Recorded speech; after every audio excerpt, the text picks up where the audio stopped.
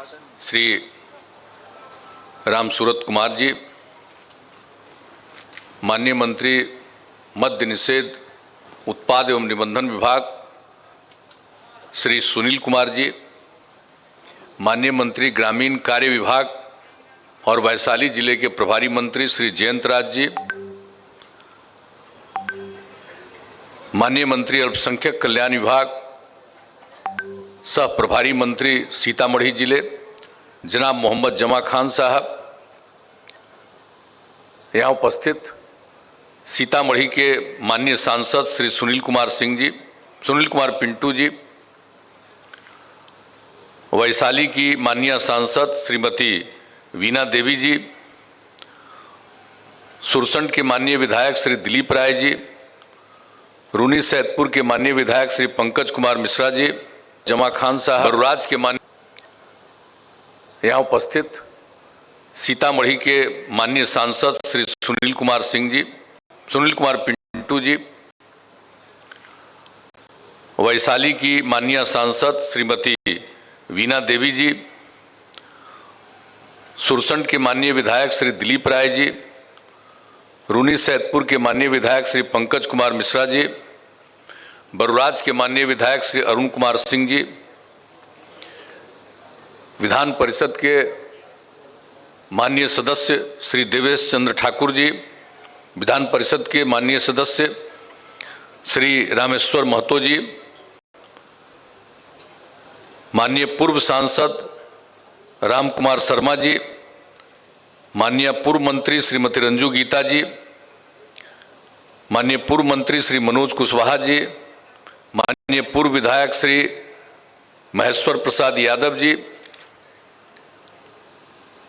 माननीय पूर्व विधायक जनाब सरफुद्दीन साहब, माननीय पूर्व विधान पार्षद श्री दिनेश कुमार सिंह जी और इस समाज सुधार अभियान में उपस्थित सभी सम्मानित नेतागण, जनप्रतिनिधिगण, मेरे प्रिय साथियों, यहाँ उपस्थित बिहार के मुख्य सचिव श्री त्रिपुरारी शरण जी, बिहार के विकास आयुक्त जनाब आमिर सुबहानी साहब, बिहार के पुलिस महानिदेशक श्री एस.के. सिंघल जी, गृह विभाग के अपर मुख्य सचिव श्री चैतन्य प्रसाद जी, मद्य निषेध उत्पाद एवं निबंधन विभाग के अपर मुख्य सचिव श्री के पाठक जी, पर्यावरण वन एवं जलवायु परिवर्तन के प्रधान सचिव सह मुजफ्फरपुर जिले के प्रभारी प्रधान सचिव श्री दीपक कुमार सिंह जी, ग्रामीण विकास विभाग के प्रधान सचिव सह सीतामढ़ी एवं शिवहर के प्रभारी प्रधान सचिव श्री अरविंद कुमार चौधरी जी, तिरहुत के प्रमंडलीय आयुक्त श्री मिहिर कुमार सिंह जी, सूचना एवं जनसंपर्क विभाग के सचिव श्री अनुपम कुमार जी,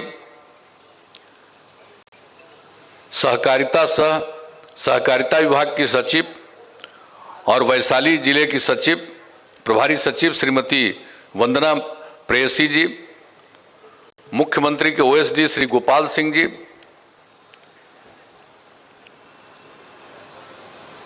मुख्य कार्यपालक पदाधिकारी जीविका श्री बाला मुरुगन जी,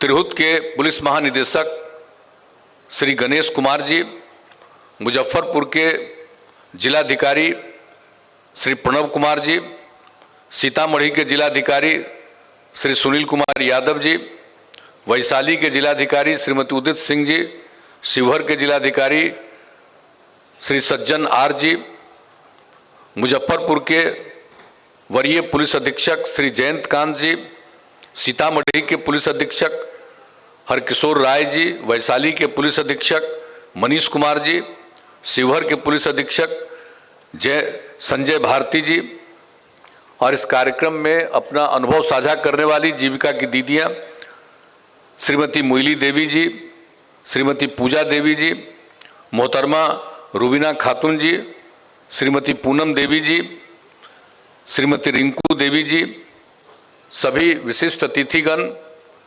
प्रिंट एवं इलेक्ट्रॉनिक मीडिया से जुड़े पत्रकार मित्रों, छायाकार बंधुओं, इस कार्यक्रम में उपस्थित सभी जीविका दीदियां, बहनों एवं भाइयों, सबसे पहले आज के इस कार्यक्रम में, समाज सुधार अभियान के इस कार्यक्रम में उपस्थित होने के लिए मैं आप सबको धन्यवाद देता हूं और आपका अभिनंदन करता हूं। और यहाँ पर कई साथियों ने अपनी बात कही और सबसे पहले 5 बहनों ने जो अपना अनुभव साझा किया और एक एक बात बताई, कितना बढ़िया ढंग से अपनी बात को रखा, इसके लिए हम विशेष तौर पर उनको हम बधाई देते हैं कि सब कुछ अपने अनुभव को आपने साझा किया।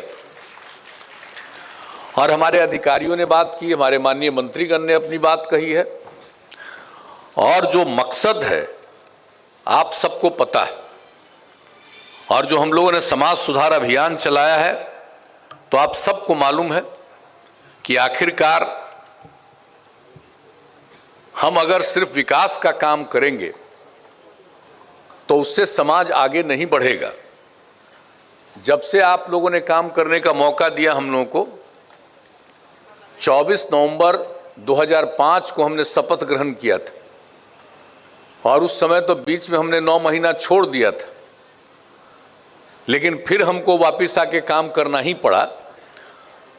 तो आप लोगों ने जब से मौका दिया तब से हमने आपकी सेवा की है, और शुरू से ही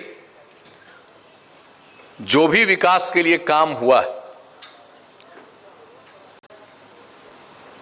और उसके साथ साथ जो हम लोगों का ये उद्देश्य रहा है कि हम आगे विकास करेंगे, तो अगर समाज के सुधार के लिए काम नहीं होगा तो विकास का कोई मतलब नहीं रह जाएगा। इसलिए शुरुआती दौर से ही हम लोगों ने इस चीज पर काम शुरू किया, और समाज में जो सबसे पीछे पड़े हुए थे, समाज के उन तबकों के उत्थान के लिए हम लोगों ने विशेष ध्यान दिया। चाहे वो महिलाएं हों, चाहे वो अनुसूचित जाति जनजाति के लोग हों,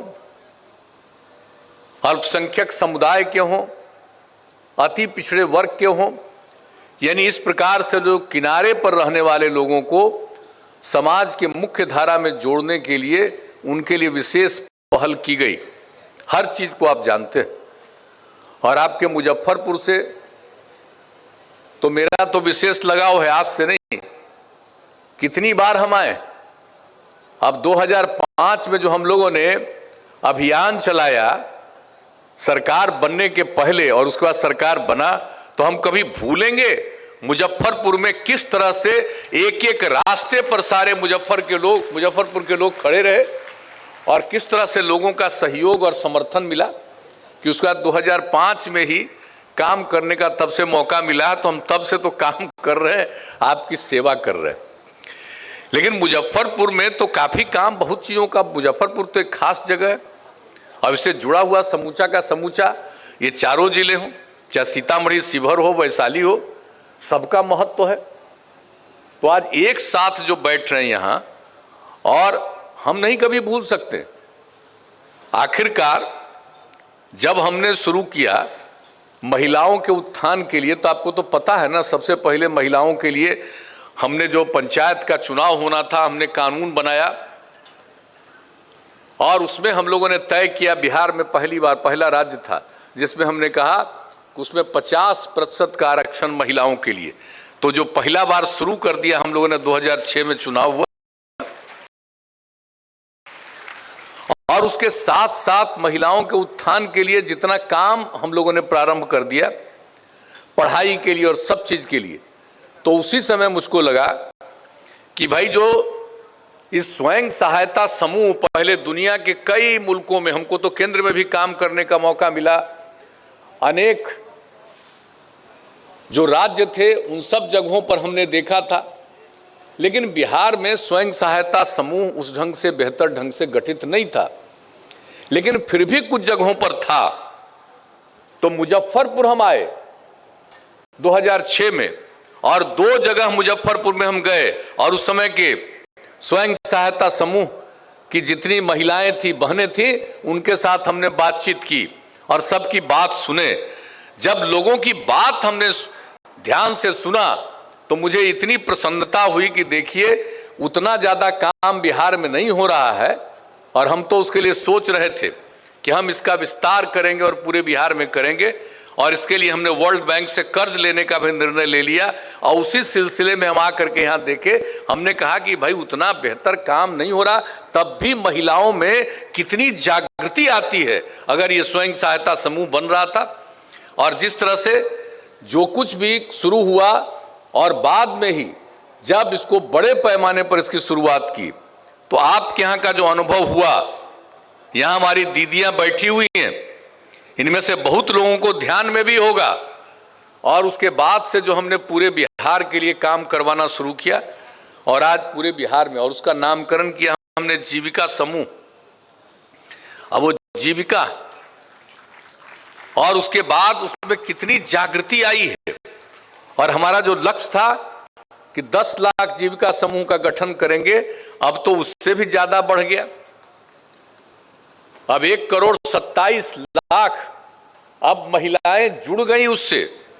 और किस तरह से जागृति आई, यहां सबका सुन रहे थे, हम हर जगह जाते हैं। और पिछली बार भी जब शराबबंदी लागू होने के बाद ही हम जब सब जगह दौरे पर जा रहे थे, तो हम जीविका समूह की बहनों की बात सुनते थे और उनका अनुभव सुनते थे। तो कितना लोगों में जागृति उसके चलते आई, इसलिए हम लोगों ने इसकी शुरुआत कराई। और उसके अलावे जो कुछ भी लड़कियों के लिए किया जा सकता था, पढ़ाई में दिक्कत, परिवारों की हालत इतनी खराब, कोई अपनी बेटियों को आगे पढ़ा नहीं सकते थे। 5वें क्लास के बाद उसके लिए जो चाहिए था कपड़ा, वो देने की स्थिति में नहीं थे, तो 5वां क्लास तक तो पढ़ लेता था लोग, लड़का लड़की, उसके बाद बहुत कम जा पाती थी। और तब से हम लोगों ने जो शुरू करा दिया 7 से ही, और उसके बाद फिर आगे हम लोगों ने बढ़ करके जो काम शुरू किया, साइकिल की भी योजना हम लोगों ने करा दी, पोशाक की योजना तो शुरू किया, और साइकिल की योजना। कितनी बड़ी संख्या में लड़कियां आगे आने लगी और पढ़ने लगी। और आपको मालूम है, अब लड़की कम पढ़ती थी, लेकिन पिछले साल मैट्रिक की परीक्षा में लड़का से 200-300 ज्यादा लड़की परीक्षा देने में थी पूरे बिहार में। आप सोच लीजिए कितना ज्यादा अब महिलाएं आगे बढ़ रही। तो इसका काम जो शुरू किया, और जीविका समूह के माध्यम से लोगों में जागृति लाना ताकि वो काम करें। अब महिलाएं घर की सेवा करती थी, कहीं कहीं जाकर के लोग खेत में भी काम कर देती थी, लेकिन न उनके बारे में कोई खास ध्यान था। और जब हम लोगों ने इस काम को करवाना शुरू किया कि अगर ये पूरा का पूरा महिलाएं अगर काम करेंगी तो परिवार की आमदनी बढ़ेगी और जागृति लोगों में कितना आएगी। अब उसके बाद आज आप देख रहे हैं ना, अब महिलाओं की क्या स्थिति हुई। जब साइकिल योजना की शुरुआत की तो मेरा मजाक उड़ाते हुए कुछ लोगों ने कहा कि क्या शुरू कर दिए हैं, लड़की साइकिल चलाएगी तो रास्ता में लोग तंग करेगा। हमने हंसते हुए जवाब दिया कि एक आदमी को हिम्मत नहीं है कि लड़की साइकिल चलाएगी तो उसको तंग करेगा, और कहीं कोई घटना नहीं। और उसके बाद लड़कों ने भी 2-3 साल के बाद मांगना हमसे शुरू किया, हमको भी साइकिल दीजिए। हमने लड़कों के लिए भी साइकिल देना शुरू कर दिया। और आज आप समझ लीजिए, तो हर क्षेत्र में काम, ये सब काम तो कर रहे थे। सरकारी सेवाओं में भी हम लोगों ने आरक्षण दिया। पुलिस में सबसे पहले तो हम लोगों ने पुलिस वाला शुरू किया। और आपको मालूम है कि पुलिस बल में जितनी महिलाएं अब बिहार में है, उतना प्रतिशत देश के किसी भी राज्य में नहीं है पुलिस में उतनी महिलाएं। अब आप सोच सकते हैं, अब महिलाएं जो बिहार में बढ़ रही है और पुलिस में भी उनकी संख्या कितनी बढ़ रही है। सरकारी सेवाओं में तो बढ़ रही है, पढ़ाई में तो बढ़ रही है। और जो जीविका समूह बनाया तो लोग किस तरह से अपने घर की आमदनी को बढ़ा रहे हैं और कितनी जागृति आ रही। तो ये सब काम चलाया गया। और बाद में 15 में, और पहले तो हम शराब के खिलाफ आदमी थे, लेकिन कर्पूरी ठाकुर जी लागू किए 77 में जब मुख्यमंत्री थे, 2-2.5 साल तक वो रहे, उसके बाद उनको हटना पड़ा। अब बाद में लोग शराबबंदियों बंद कर दिया, तो हम लोगों को लगता था कि भाई शराबबंदी लागू करेंगे फिर न कहीं कोई गड़बड़ सड़बड़ करे। मन तो कर रहा था और 11 से अभियान चला रहे थे, लेकिन लग रहा था कि जरा इसको और जागृति लाएं, पूरा करें, ये सब काम करते रहे। और एक बार जब 2015 में आप ही का मीटिंग था दिल्ली में, पटना में, और पटना में जब हम बोल रहे थे आप लोगों के बीच में, महिलाओं के बीच में, आजीविका समूह की लोग थी, तो जब हम अपनी बात बोल करके बैठ रहे थे तभी नीचे से आवाज उठाना शुरू कर दी, श्री कृष्ण मेमोरियल हॉल पटना में, और सब आवाज उठाने लगी शराबबंदी का। हम तो बैठ रहे थे तो हमको लगा कि बोल रही है शराबबंदी, तो अन्य जो नेता लोग बैठे हुए थे हमारे साथ, मंत्री लोग, हमने पूछा कि क्या बोल रहे थे, कहा शराबबंदी बोल रही। वापिस आकर के हमने ऐलान कर दिया कि भाई अगली बार अगर सरकार बनी तो निश्चित रूप से हम लोग इसको लागू करेंगे। अब वो जुलाई महीने की बात है, 9 जुलाई महीने की बात थी, और उसके 3-4 महीने के अंदर चुनाव होना था नया। और जब अगली बार फिर 15 में लोगों ने वोट दे करके बना दिया, तो जैसे ही सरकार बनी तो जो 26 तारीख को हम लोगों ने शुरू किया था, इसके लिए अभियान चलाना शुरू किया था 11 से ही, तो उसी समय से ये शुरू हुआ। और लोगों की जो मांग थी तो वही 2016 में ही हम लोगों ने, 2015 में ही हम लोगों ने इसकी शुरुआत करा दी नवंबर महीने से, और पूरी जागृति आई। और उसके बाद 1 तारीख से, 1 अप्रैल से हम लोगों ने इसको लागू किया। लेकिन उस समय जो लागू किए थे कि सब जगह देसी शराब और देहाती इलाके में विदेशी शराब भी बंद, और बड़े शहरों में जो नगर निगम और नगर परिषद था, इन 2 जगहों पर हम लोगों ने विदेशी शराब को जारी रखने का निर्णय लिया था। हम लोगों को लगा कि गांव में इतना अभियान चलाए हैं, शहर में अभियान नहीं चलाए हैं, तो अभी कुछ कहना उचित नहीं है, बाद में देखेंगे। लेकिन जब 1 तारीख से जब लागू हुआ, शहरी इलाके में जब इजाजत दे दी गई थी, लोग अपना दुकान खोलने के लिए निकले, तो सब जगह महिलाओं ने, युवक और युवतियों ने, और कई जगहों पर पुरुषों ने इतना विरोध करना शुरू किया शहरों में 1 तारीख से ही, कि कोई दुकान नहीं खोल पा रहा था। मुझको ये जान करके तो बड़ा भीतर से खुशी हो रही थी। 1 तारीख को, 2 तारीख को, 3 तारीख को, 4 तारीख को, 4 दिन कोई कहीं खोल नहीं पाया पूरे बिहार में। और 4 तारीख के शाम में ही हम लोगों ने तय कर दिया कि साहब शहरी इलाके में भी जहां पर हम लोगों ने इजाजत दिया था विदेशी शराब का, वहां भी बंद करेंगे। और 5 तारीख को ही, यानी 1 से लागू किया, और उसके 4 दिन के बाद 5 तारीख को फिर हम लोगों ने यही कैबिनेट से निर्णय लेकर के ऐलान कर दिया, और शहरी इलाके में भी शराब बंदी। तो ये तो आपकी जागृति का परिणाम। और उसके बाद पूरा का पूरा अभियान चलाए। और जब अप्रैल और मई में जो हम लोग घूमे, और उस सिलसिले में भी जितने 9 जगहों पर हम लोगों ने किया इसका, और कितना बढ़िया से उस समय भी लोगों ने बात किया। और जो हमको याद है मुजफ्फरपुर में भी कितना बढ़िया सब लोगों ने अपनी बात कही थी। और उसी में एक जगह जब हम घूम रहे थे तो वहां पर एक महिला ने अपनी कहानी बताई कि साहब मेरे पति शराब पीते थे, शाम में घर लौट करके आते थे, हंगामा करते थे, मारते पीटते थे, देखने में बुरे लगते थे। और जब शराबबंदी लागू हुआ तब वो शाम में घर लौट करके आते हैं, अब बाजार से सब्जी खरीद करके घर के लिए लाते हैं, अब देखते हैं, मुस्कुराते हैं, और अब देखने में अच्छे लगते हैं। ये कितनी बड़ी बात थी। जो घर में हंगामा करता था, दारू पी करके आता था, और जब शराबबंदी लागू हुई तो कितना बड़ा परिवर्तन हुआ। तो आप समझ सकते हैं। तो हम लोग तो पूरे बिहार में ये काम कर ही रहे हैं, लेकिन बीच बीच में तो गड़बड़ करने वाला आदमी होता ही न है। आप चाहे जितना भी काम करिए, तो ये जो आदमी जन्म लेता है धरती पर, ये सब का सब सही रास्ते पर चल ही नहीं सकता है, कुछ न कुछ गड़बड़ करने वाला होता ही है।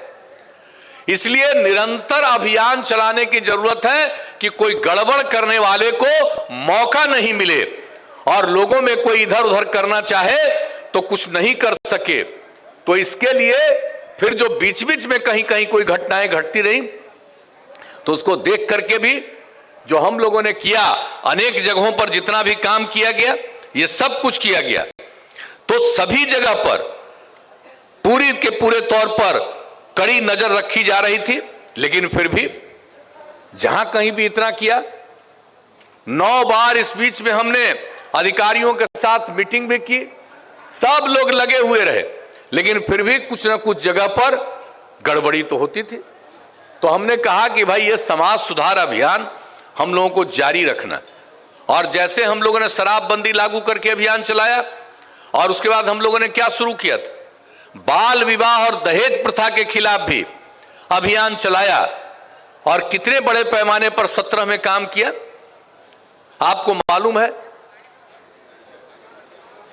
कि हम लोगों ने 17 में जिस तरह से अभियान चलाया और जैसे 17 में हुआ था जब शराबबंदी लागू किया गया, तो शराबबंदी को लेकर के जो कितना बड़ा अभियान चला था और उसी तरह से उसके लिए भी अभियान चलाया हम लोगों ने। तो ये सब चीज चलाया गया और उसके लिए प्रयास किया गया। तो आज भी जब महिलाएं बोल रही थी तो शराबबंदी के बारे में भी बोली और उसके अलावे दहेज प्रथा और बाल विवाह के खिलाफ भी कितना अच्छी अच्छी बातें कही। तो जरूरत इस बात का हम लोगों ने महसूस किया कि भाई कुछ ना कुछ तो गड़बड़ करने वाला रहेगा, हमेशा इधर से उधर बायां कुछ करने की कोशिश करेगा। इसके लिए हम लोगों को निरंतर अभियान चलाना है ताकि लोगों के बीच में, इसलिए आज आप शामिल हुए हैं, हम आप सब लोगों से यही कहेंगे कि हर प्रकार से प्रचार प्रसार और लोगों के बीच में अभियान करने का काम। हमने मुजफ्फरपुर के बारे में खबर मांगी, मुजफ्फरपुर के बारे में सूचनाएं मिली, तो हर जगह कई तरह की बात। और आप जानते हैं इस बार जो अभियान शुरू कराया हम लोगों ने, उसके पहले 16 नवंबर को सरकार के सारे अधिकारियों के साथ हम लोगों ने जो मीटिंग की थी, समीक्षा की थी और उसके बाद जो हम लोगों ने काम करना शुरू कराया। तो आप सबको मालूम है कितना ज्यादा अभियान चला है कि आप सोच लीजिए कि अभी 75,300 छापेमारी की गई, शराबबंदी से संबंधित 11,370 मामले दर्ज किए गए, 13,000 अभियुक्तों की गिरफ्तारी हुई, 1,89,000 लीटर देसी शराब, 3,24,000 लीटर विदेशी शराब जब्त की गई। शराब से जुड़े मामलों में 1,788 गाड़ियां जब्त की गई। कॉल सेंटर में जहां औसतन 70-80 कॉल प्रतिदिन आते थे, जो हम लोगों ने कॉल सेंटर में बनाया था कि अगर कहीं कोई गड़बड़ी मिले तो तत्काल आप सूचना करिए, आपका नाम नहीं हम लोग कोई उजागर करेगा, लेकिन उसके आधार पर जो भी जरूरी कार्रवाई है वो जरूरी कार्रवाई की जाएगी। तो ये काम जो किया गया, तो जहां पहले ये जो हम लोगों ने अभियान शुरू कराया उसके पहले जो 70-80 कॉल प्रतिदिन आते थे, अब 190 से लेकर के 200 कॉल प्रतिदिन आ रहे हैं। अरे आप लोग क्या कर रहे हैं भाई, ये क्या कर रहे हैं आप लोग? फोटो ये मीडिया वाले किधर जा रहे हैं? आप लोगों को समाज सुधार अभियान से नफरत है? अगर नफरत है तो यहां से चले जाइए बाहर। आप ये कौन सा काम कर रहे हैं? कौन क्या बोलता है बोलने दीजिए। हम तो आपको बता दिए कि समाज को नहीं जानते हैं। यह आदमी का जो स्वभाव है 100% ठीक हो सकता है, कभी 100% ठीक नहीं हो सकता। तो इसके लिए अभियान चलाना है, तो हम लोग तो इसी के लिए अभियान चला रहे हैं। तो कहां बीच में और लोग बात सुन रहे हैं, मेरे पीछे में जाकर के हो कर रहे हैं। तो आखिरकार ये पूरी की पूरी बात इन लोगों से करने आए हैं कम्युनिकेट। अगर किसी को समाज सुधार से मतलब नहीं है तो यहां पर आने की क्या जरूरत है।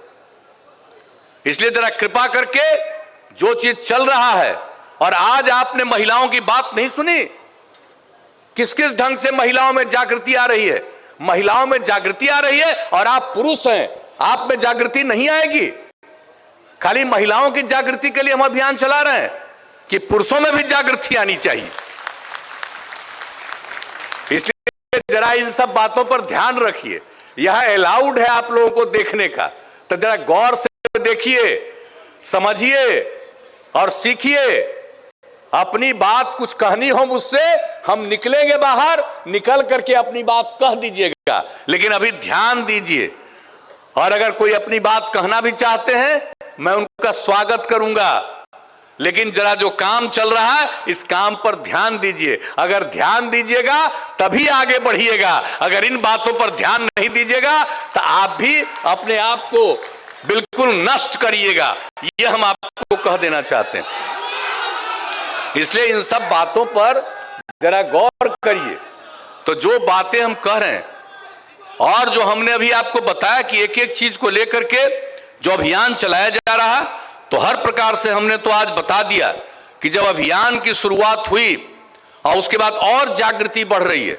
इसलिए हमने अपने साथियों से भी कहा है कि भाई हम तो अभियान की शुरुआत किए हैं, इसका मतलब ये नहीं है कि हम अगर 12 जगह पर जाएंगे तो बस वही अभियान है, बल्कि ये निरंतर इस अभियान को आगे जारी रखना है। और आप सब लोगों से ये हम आग्रह करने आए हैं कि भूलिएगा मत, जो आपका काम है, दायित्व है, वह तो करिएगा ही, लेकिन समाज सुधार के लिए यह जरूरी है कि लोगों में जागृति लाने के लिए निरंतर लगे रहिएगा। और आज तो मुझे खुशी हुई कि आपने इस बात को कहा कि भाई कहीं से भी खबर मिली कि कम उम्र में शादी कर रहा है, या कहीं के बारे में खबर मिली कि तिलक उसके लिए दहेज मांग रहा, तो आप लोगों ने कितना बढ़िया ढंग से उसका विरोध किया।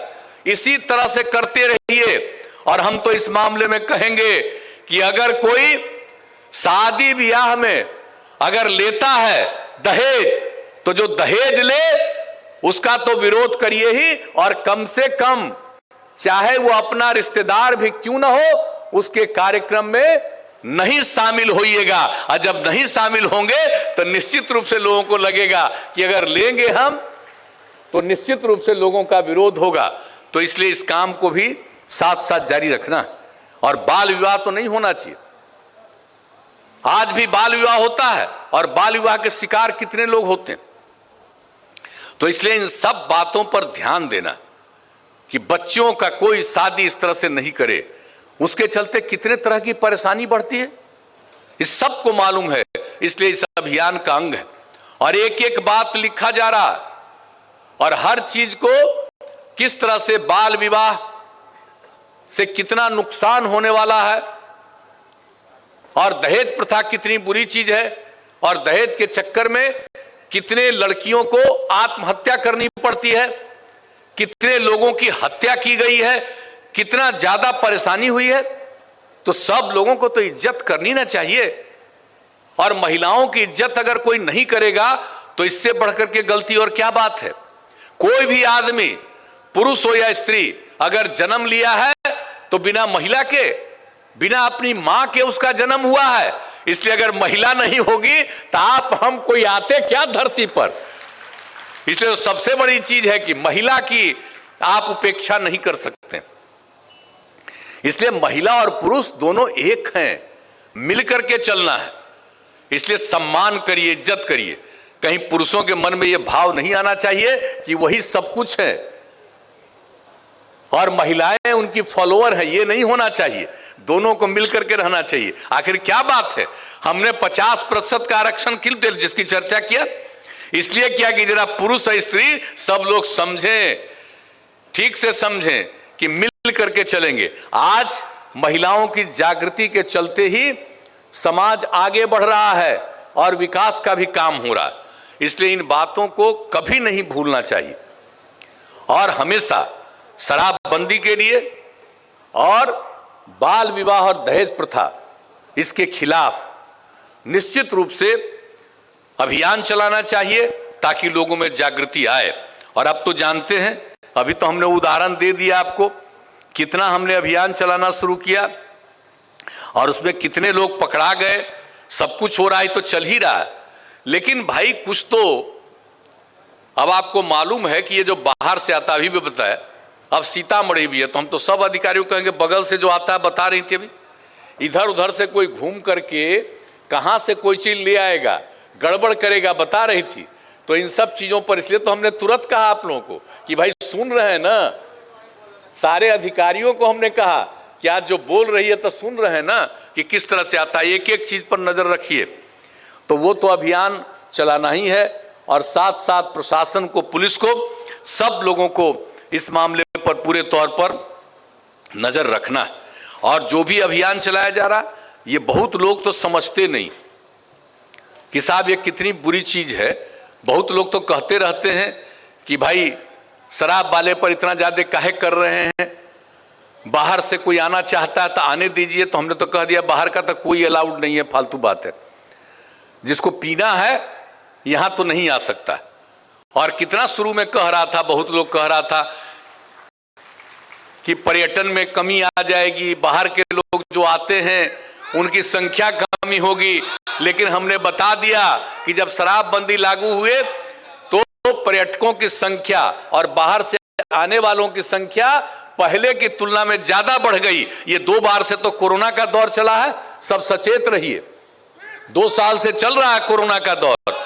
लेकिन आप समझ लीजिए उसके पहले 2019 तक 2 करोड़ से भी ज्यादा लोग बाहर के यात्री यहां आते रहे। तो इसलिए ये सब तो कोई बात है ही नहीं। लेकिन चंद लोग हैं, कुछ अपने को विद्वान समझते हैं, कुछ पढ़े लिखे समझते हैं, बड़ा भारी लेखक अपने को मानेगा कुछ लोग, सब नहीं, सब तो बहुत अच्छे अच्छे लेखक होते हैं, लेकिन चंद लोगों के बीच में ये सब फीलिंग कुछ होती है। तो हम तो उनको यही बताना चाहते हैं और हर जगह हम ये बात कह रहे हैं।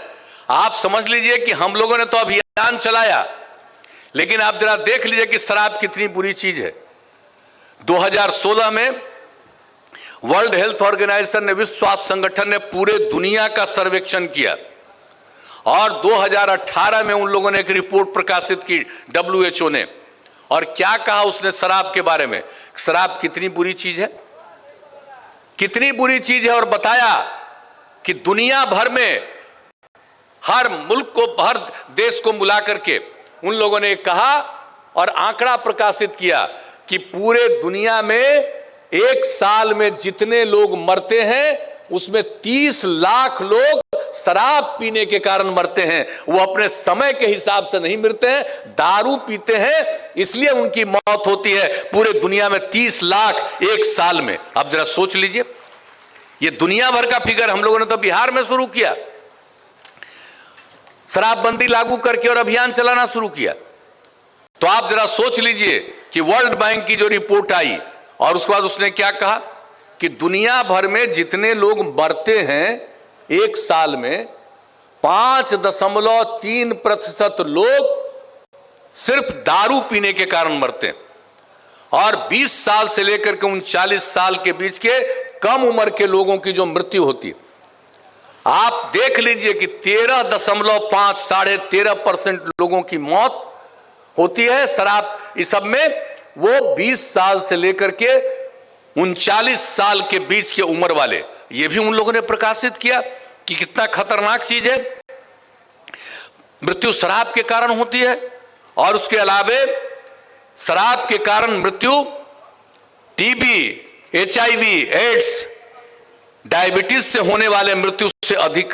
आप सोच लीजिए, इतनी गंभीर बीमारियों के कारण जिनकी मृत्यु होती है, उन गंभीर बीमारियों की मृत्यु से भी ज्यादा शराब पीने के कारण उनकी मृत्यु होती है। और आप समझ लीजिए कि उन लोगों ने पूरे दुनिया में जो सर्वे करा के रिपोर्ट दिया कि 200 प्रकार की बीमारी शराब पीने के कारण होती है। ये उन लोगों ने रिपोर्ट दिया और उसके बाद हम उसी समय से लोगों को कह रहे हैं कि जरा इसको देख लीजिए। और क्या हालत होती है, जितना दुनिया में सुसाइड करता है, आत्महत्या करता है, 18% आप दुनिया भर का जान लीजिए, कई कारणों से लोग आत्महत्या करता है, लेकिन 18% आत्महत्या दारू पीने के कारण, शराब पीने के कारण। और उसके अलावे आपसी झगड़े, आपस में झगड़ा तो कई कारण से होता है, लेकिन दुनिया भर में आपस का झगड़ा उसका 18% शराब पीने के कारण, दारू पी करके आपस में झगड़ा करता है। ये दुनिया भर की कहानी, ये जरा जान लीजिए।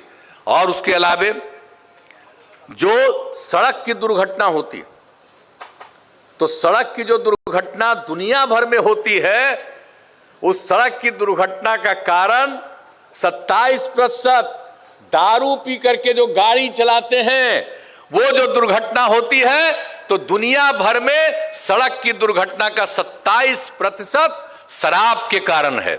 अब जरा सोच लीजिए, ये वर्ल्ड हेल्थ ऑर्गेनाइजेशन ने रिपोर्ट प्रकाशित की, और कई लोग अपने को विद्वान और काबिल समझते हैं। आप जरा वो बता दें कि कैसे समझते हैं कि शराब बुरी चीज नहीं है और शराब मौलिक अधिकार नहीं है। संविधान में प्रावधान है 47 नंबर पर, यह किसी का मौलिक अधिकार नहीं है। तो जब मौलिक अधिकार आपका नहीं है दारू पीना, और दारू पीना इतना बुरी बात है, तो हम जब दारू बंदी करते हैं तो हम लोगों की बात माननी चाहिए और लोगों को भी प्रेरित करना चाहिए कि दारू बंद करो। तो इसलिए हम आप सब लोगों से अपील करेंगे कि जरा ये चीज जो हम लोगों ने प्रकाशित करवा के एक एक जगह भिजवा रहे हैं, नशा मुक्ति के कैसे क्या चीज होता, नशा मुक्ति अभियान साथ साथ चलाइए। तो ये जो समाज सुधार अभियान के सिलसिले में हम लोगों ने कह दिया है, अब एक एक घर तक ये चीज आपको पहुंचा दी जाएगी। हर किसी को बताइए और दिखवाइए कि शराब के दुष्प्रभाव कितने हैं दुनिया भर में। इसलिए लोगों को हमेशा सचेत रखना, ये बात आपको हम बताना चाहते हैं। और दूसरी बात, जो बापू का, राष्ट्रपिता महात्मा गांधी का जो विचार है, अरे भाई आजादी देश को किसने दिलवाई? बापू ने देश को आजाद करवाया। और वो बापू कहते रहे, शराब के कितना खिलाफ थे, और वो जब आजादी की लड़ाई लड़ रहे थे, और उस समय भी वो लोगों को कहते थे और लोगों के बीच में कहते थे, बापू क्या कहते थे, शराब आदमियों से न सिर्फ उसका पैसा छीन लेता है, बल्कि उसकी बुद्धि भी हर लेती है। आप जरा सोचिए कितनी बड़ी बात है। आप जो दारू पीते हैं, आपका पैसा खाली बर्बाद नहीं होता है, आपका जो दिमाग, आपका जो बुद्धि है, उसको भी वो हर लेता है। शराब इतना बुरा चीज है, ये बापू ने कहा। और उन्होंने क्या कहा, शराब पीने वाला इंसान, अगर कोई इंसान भला आदमी और दारू पिएगा तो हैवान हो जाएगा। शराब पीने वाला इंसान हैवान हो जाता है, ये बापू ने कहा। और बापू ने तो कहा कि हमको 1 घंटा के लिए भी हम अगर बन गए तानाशाह, तो हम निश्चित रूप से सब दुकान को बंद कर देंगे। ये तो कहा करते थे, वो एक अलग बात। लेकिन जो सबसे बड़ी चीज है कि शराब कितनी बुरी चीज है, न सिर्फ उसका पैसा छीनता है, बल्कि उसकी बुद्धि हर लेता है। और शराब पीने वाला इंसान हैवान हो जाता है। तो ये बात भी इसके साथ साथ समझ लीजिए, गांधी जी ने हमेशा शराब का विरोध किया। ये साथ साथ मिला करके हर घर तक पहुंचाना है। लेकिन लोग जान लीजिए कि बापू का क्या विचार, जो हमारे राष्ट्रपिता हैं, जो हम सब लोगों के पिता हैं, पूरे देश के पिता हैं, उनकी भावना ये है। और देश के बाहर दुनिया भर का रिपोर्ट है वर्ल्ड हेल्थ ऑर्गेनाइजेशन का, वो कहता है दारू कितनी बुरी चीज है। तो ये लोगों के बीच में अभियान चलाते हुए लोग बायां दायां करने वाला है, उसको समझाइए। और दूसरी बात, तो जो गड़बड़ करता, हम एक बात तो कहेंगे, कोई नहीं सुन रहा है तो भाई बहने, सभी दीदियों को हम कहेंगे कि पूरा सजग रहिएगा, खबर तो दीजिएगा, कार्रवाई तो होगी, लेकिन उसके साथ साथ कोई गड़बड़ करता है तो पूरा जुलूस निकाल करके नारा लगाइएगा और लोगों को कहिएगा। इसको लेकर के ये जो अभियान का सिलसिला, ये जागृति इतनी आएगी कि कोई भी बाएं दाएं नहीं कर सकता। इसलिए मैं आप सब लोगों से यही अपील करेंगे। और साथ साथ जो हम लोगों का अभियान है नशा मुक्ति के साथ साथ जो बाल विवाह और दहेज प्रथा के खिलाफ, तो इसके लिए इसी प्रकार से निरंतर अभियान चलाते रहना है, लोगों को प्रेरित करना है, जागरूक करना है। और ये सब काम होगा तो निश्चित रूप से समाज आगे बढ़ेगा और जो विकास का काम होता है सही मायने में वो सही तरह से लोगों को लाभ पहुंचाएगा और लोग एकजुट को होकर के रहेंगे। तो हम आप सब लोगों से ही आग्रह करेंगे, देखिए इस काम के लिए निरंतर चलते रहिए, लेकिन साथ साथ हम एक बात और कहेंगे कि भाई आपस में सब लोगों के बीच में प्रेम का और भाईचारे का भाव रहना चाहिए। आपस में मिलकर के हम लोगों को चलना है, एक दूसरे के खिलाफ हम लोगों को कुछ नहीं करना है। हम तो अभियान चलाएंगे और प्रेम और भाईचारे के साथ हम सब एक दूसरे का साथ लें, और गड़बड़ करने वाला है उसको तो पकड़वा भी दीजिए, प्रेरित भी करिए कि सही रास्ते में जाए। अगर गड़बड़ करता है तो उसको तो अंदर जाना चाहिए। तो ये सब चीज सब लोग मिल करके कहिएगा तो निश्चित रूप से समाज आगे बढ़ेगा और समाज आगे बढ़ेगा। और जितना काम किया जा रहा, आज तो हम कितनी बात आपको इन सब चीजों के बारे में कहे, आप सब लोगों को तो पता ही है, सबके लिए काम करते हैं। आप लोगों ने हम लोगों को काम करने का मौका दिया, तो इतने दिनों से हम आपकी सेवा कर रहे हैं। और आप जान लीजिए आपकी सेवा करना ही हमारा धर्म है, हम तो आपकी सेवा करते हैं। तो मिलजुल करके आपस में एक दूसरे के साथ प्रेम और भाईचारे के साथ माहौल बना करके रखिए और आगे बढ़िए।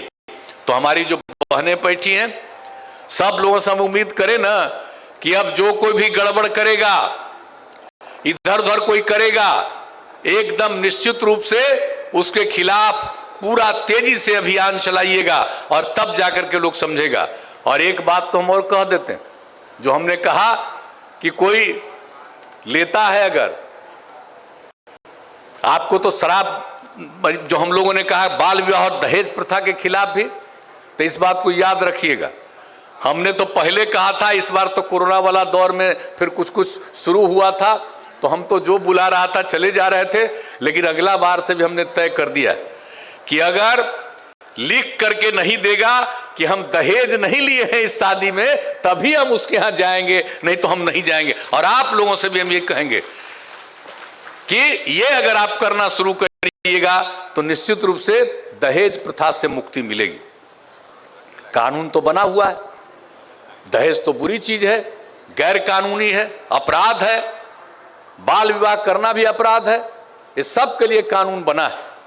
लेकिन इसके बाद भी लोग इधर उधर करते हैं, तो उसमें पूरे तौर पर मन को बुलंद करिए, और मन को बुलंद करिएगा तो निश्चित रूप से सब कुछ ठीक होगा और समाज आगे बढ़ेगा।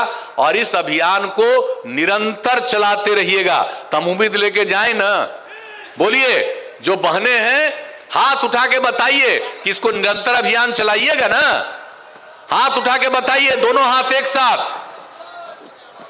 चलिए, बहुत बहुत धन्यवाद। आपके अलावे बाकी जो हमारे यहाँ पर और लोग हैं, पुरुष लोग भी हैं, इन लोगों ने भी हाथ उठा करके वचन दे दिया। अब हाथ उठा के वचन दिए हैं, भूलिएगा मत, ऐसा ना हो कि खाली फोटो के लिए किए हैं।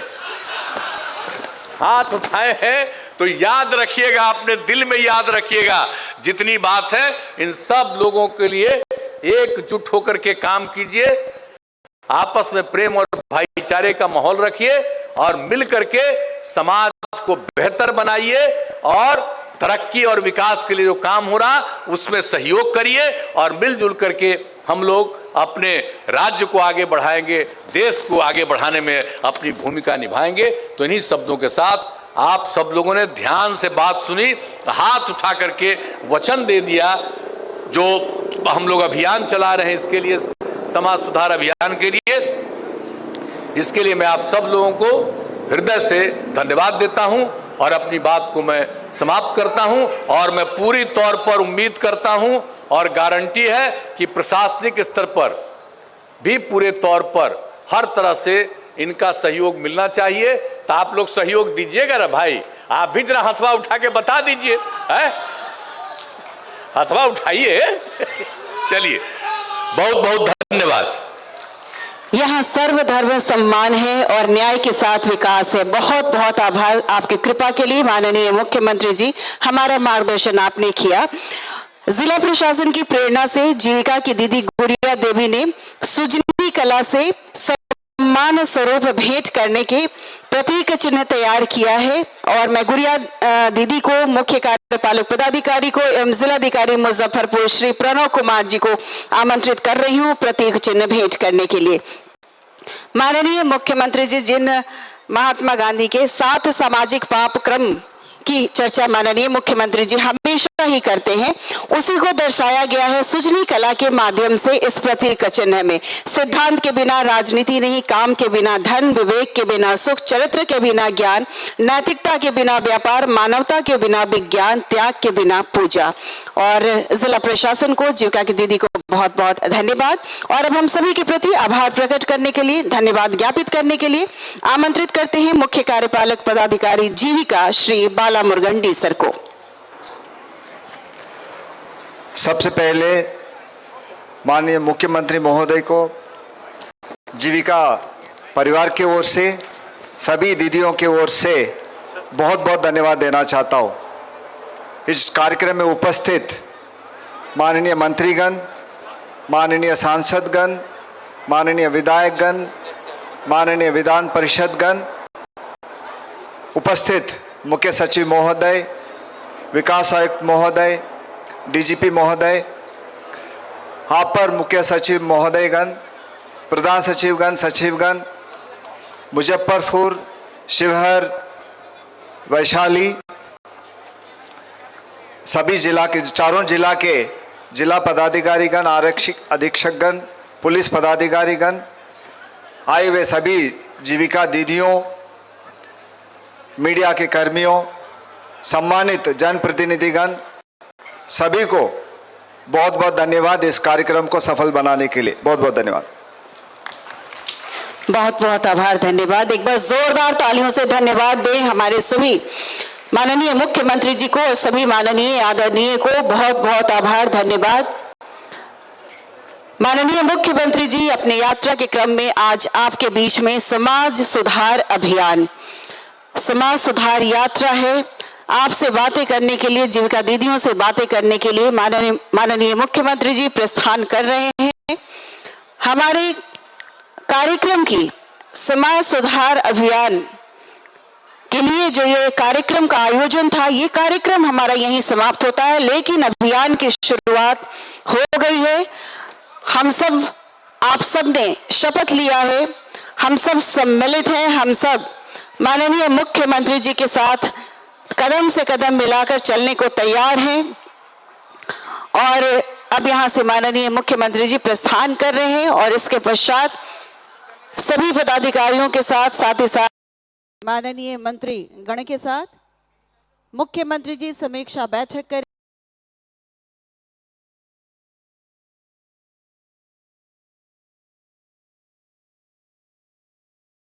माननीय अध्यक्ष महोदय, मैं सबसे पहले बिहार विधानसभा के सभी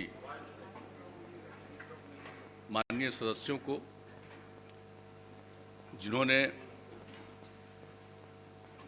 महामहिम राज्यपाल के अभिभाषण पर चर्चा हुई उसमें अपनी बात कही, मैं उन तमाम लोगों का अभिनंदन करता हूं। और जो सबसे बड़ी बात है, सब लोगों को अपनी बात को रखनी चाहिए और इसके लिए जो समय निर्धारित है उसके हिसाब से कई माननीय सदस्यों ने अपनी बात रखी है। सब लोगों की बात लोगों ने खुद सोच करके, देख करके जो कुछ भी रखा है वो अपनी बात है। और महामहिम राज्यपाल महोदय ने अपने अभिभाषण में सरकार के जो निर्णय है और सरकार के जो काम है उसके बारे में अपनी बात कही है। वो इसके लिए हम उन्हें, उनका अभिनंदन करते हैं। और यहाँ पर कई माननीय सदस्यों ने जो अपनी बात रखी है और कई चीज़ें जो सामने आई है, तो एक बात जो अभी जिससे पूरी दुनिया गुजर रही है, उसको झेलना पड़ रहा है, वह है कोरोना, जिसका नामकरण हुआ कोविड-19।